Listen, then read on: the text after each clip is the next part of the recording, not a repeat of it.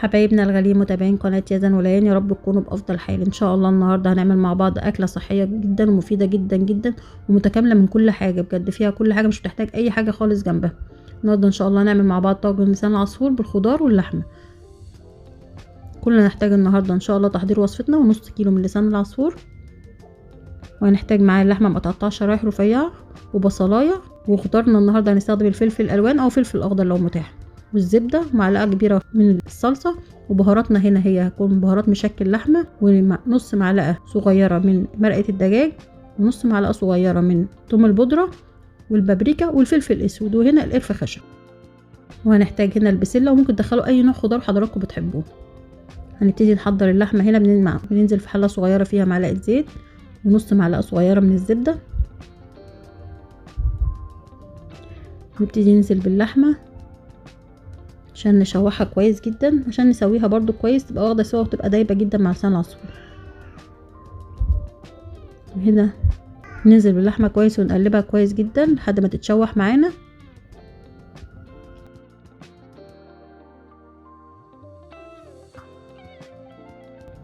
وهنا بننزل عليها بعد كده بالبصله، هي بصلايه حجم متوسط جدا مقطعينها زي ما حضراتكم شايفين كده، ونقلبها كويس مع اللحمه. وبعد كده ننزل بالمعلقه كبيره من الصلصه ونقلبها كويس جدا. بعد كده نكون محضرين ميه سخنه بنزودها عشان برضو هنحتاجها في سوى البرام، فنزود هنا الميه شويه، تكون ميه سخنه جدا، ونقلب كويس. هنا منحطش اي نوع من البهارات لان البهارات كلها نحطها مع لسان العصفور، فمنحتاجش اي بهارات في اللحم. نقفل عليها لحد ما تستوي كويس جدا. هننزل معلقه زيت ونبتدي عليها بمعلقه كبيره من الزبده عشان نحمر لسان العصفور.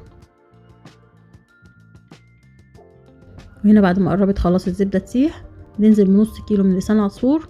وهنا على فكره الوصفه اللي انا محضراها دي ممكن تقضي حوالي 4 افراد يعني، ومتحتاجوش اي حاجه جنبها بجد، يعني مش محتاجه تعملي اي حاجه جنبها خالص. بنبتدي نقلب لسان العصفور كويس جدا لحد ما يتحمر وياخد اللي احنا شايفينه مع بعض. هنبتدي ننزل بالبهارات كلها ونقلبها كويس. وهنا البهارات لما بتحمر كمان بتدي طعم اجمد بكتير كمان. نحمر البهارات كده مع لسان العصفور بتبقى طعمها جامد جدا. وهنا بعد ما لسان العصفور خد اللون اللي احنا عايزينه هنا البني،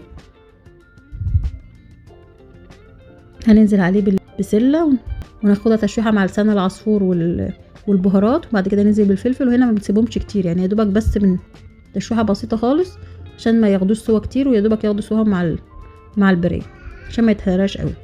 بعد كده ننزل بشويه ملح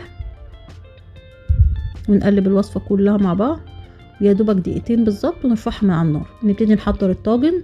وعلى فكره لو مش متاح طاجن ممكن نعملها في صينيه عادي، بس هي الطاجن بجد بيخلي طعمها جامد جدا. بننزل بلسان العصفور والخضار كله مع بعض، واللحمه هنا بتاعتنا تكون استوت 3/4 سوا على الاقل يعني. بننزل فيها هنا ونقلب كله مع بعضه.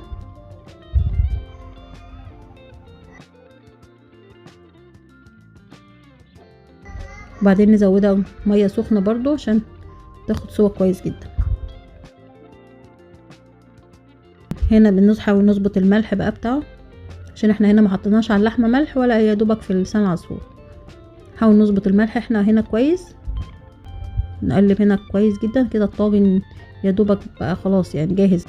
بنقفله كويس بالورق الحراري وندخله الفرن. بيقعد حوالي ربع ساعه على نار متوسطه. بعد كده بنفتح عليه الشوايه بتاع دقيقتين بالظبط. بيطلع بجد طعمه جامد جدا ومفيد جدا جدا يعني. وعلى فكره لو مش متاح لحمه والله ممكن تعمل كده عادي جدا بدون لحمه، بجد طعمه جميل جدا. وحمر جنبه طبق بطاطس، بجد طعمه جامد جدا. يا ريت تجربوه. بألف هنا وصحه على قلبكم.